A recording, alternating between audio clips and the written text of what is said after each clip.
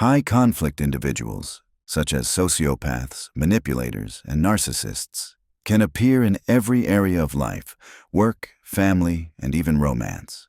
They might look like a charming coworker who constantly undermines you behind your back, a family member who uses guilt to control your behavior, or a romantic partner who twists your words to make you feel like you're the problem. High-conflict individuals are everywhere, and these individuals are experts at hiding their true nature, often deceiving everyone except their targets. If you've already experienced their destructive tactics, you know how deeply destabilizing they can be. The good news is that most people, 80 to 90%, are trustworthy and will behave as expected. The bad news? That remaining sliver of the population is made up of 5 types of individuals who can wreak havoc in your life, from your career and finances to your health and sanity. Learn more about them in this summary. Before diving into the 5 specific types of high-conflict individuals who can wreak havoc in your life, let's first understand the overarching category they belong to: high-conflict personality types. These individuals are distinguished by predictable patterns of thinking, feeling, and behaving that consistently escalate rather than diffuse conflict. 4 key behavior patterns are characteristic of high-conflict individuals.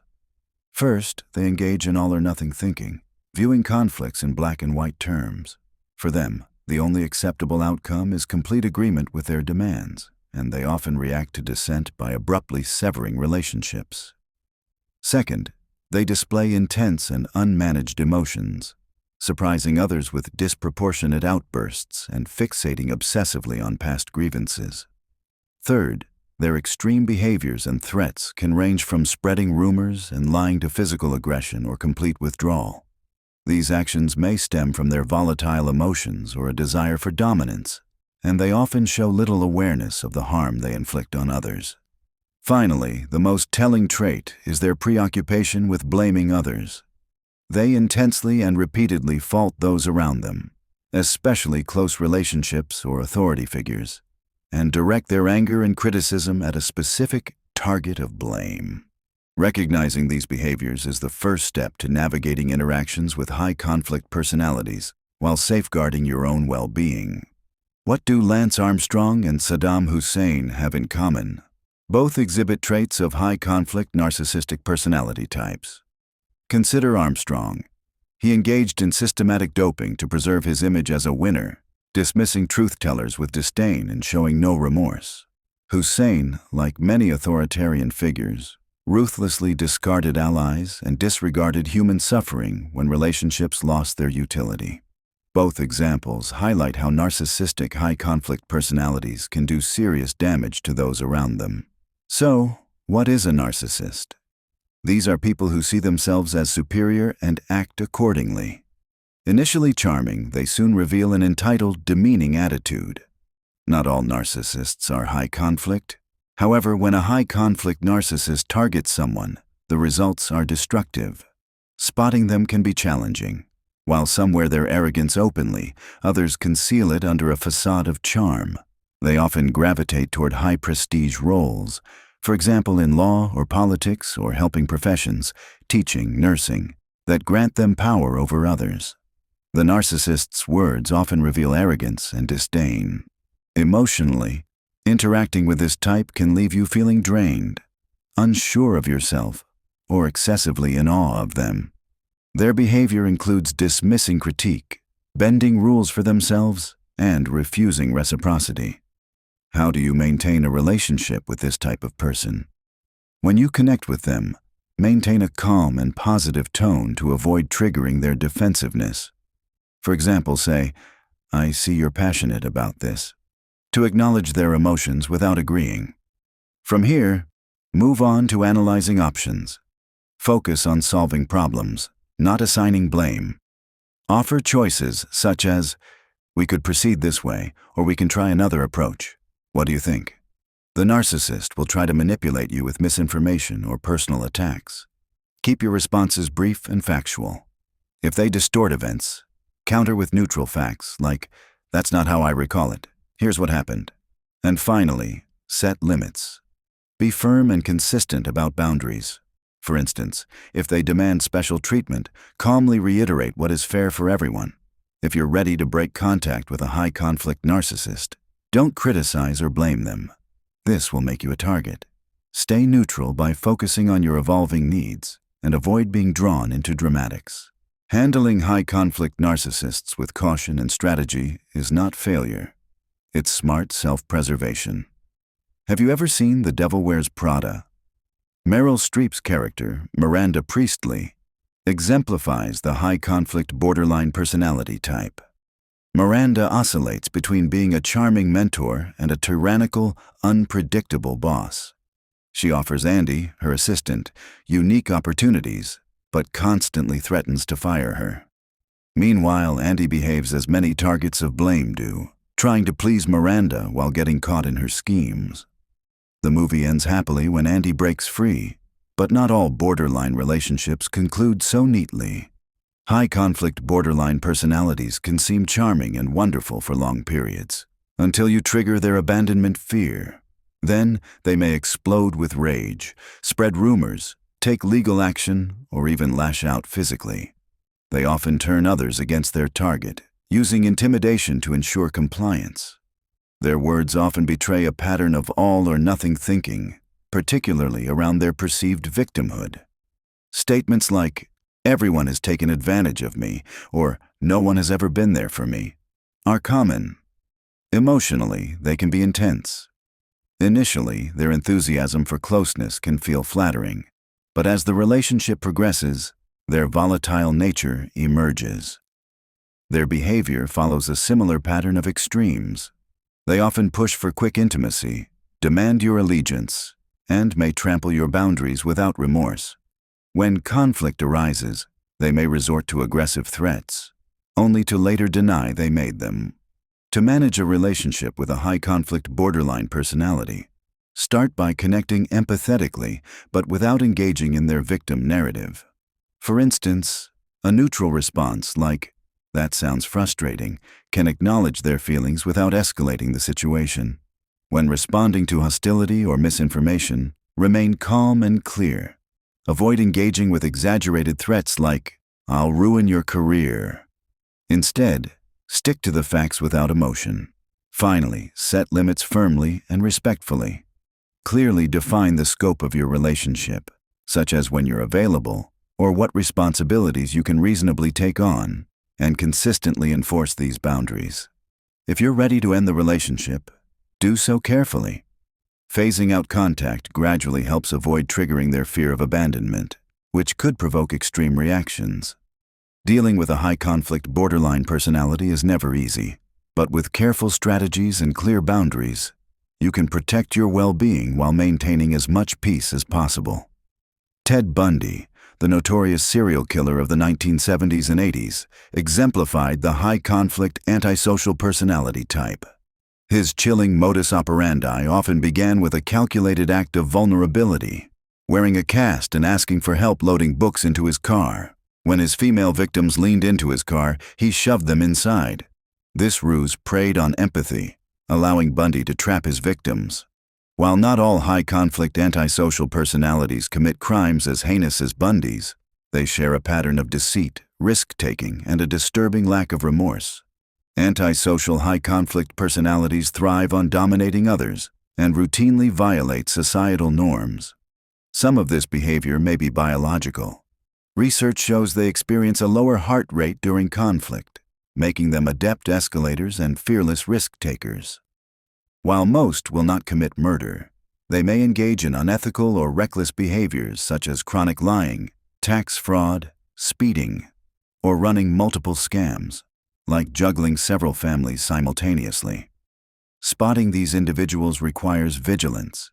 Their words are often seductive, excessively complimentary, or strategically vulnerable to draw you in. If you listen carefully, you'll likely detect inconsistencies in their stories. Emotionally, they might leave you doubting your instincts. This is their method of manipulation. Pay attention to how they isolate you, whether by withholding information, sowing mistrust, or distancing you from your support system. Their behavior is marked by recklessness, irresponsibility, and a history of extreme actions. To avoid entanglement, resist flattery, and don't offer personal information or assistance too easily. If maintaining a relationship is necessary, connect respectfully but minimally. Don't show too much empathy, as this personality type is liable to use it against you. Crucially, set firm boundaries, with clear consequences attached, like, if you lie to me, I will have to terminate this relationship. If the boundary is broken, follow through on that consequence. Breaking ties with antisocial high-conflict personalities is especially delicate. They react poorly to humiliation or perceived dominance, often retaliating. Choose from 2 exit strategies. 1. Leaving step by step in a carefully stage-managed break. Or 2. Making an outright and immediate break with plenty of support on hand. For example, having workplace security on site and fully briefed if you need to fire a high-conflict antisocial employee. The neighbor who accuses you of stealing their parcels.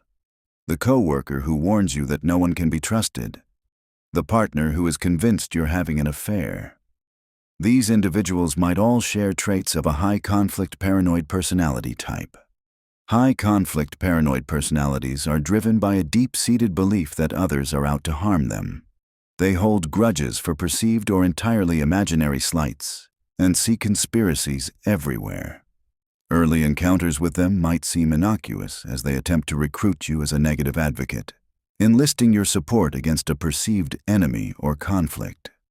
Only later might it become clear that these conflicts largely exist in their mind. Their words often revolve around distrust, using extreme language to describe others' actions or intentions, like, Peter will stab you in the back, or, you can't trust Jimena at all.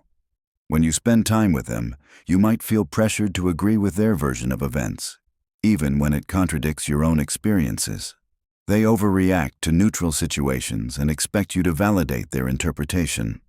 Escalation is a hallmark of this personality type. They make frequent accusations. Someone has stolen from them, harassed them, or even poisoned their food. It's vital to treat serious allegations with care. But if these accusations lack evidence and occur repeatedly, you are likely dealing with a high-conflict paranoid personality. Managing these relationships requires tact. Avoid directly challenging their suspicions, as they may react defensively or escalate further. Similarly, don't encourage their paranoia. Stick to neutral responses such as, I wasn't there, so I can't say what happened, or propose alternative explanations. Your purse might have been stolen, or maybe it's still in the meeting room. Shall we check? When setting boundaries, appeal to external rules and policies.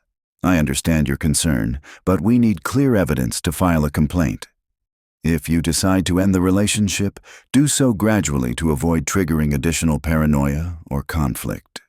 A gentle, phased approach can help de-escalate any potential backlash.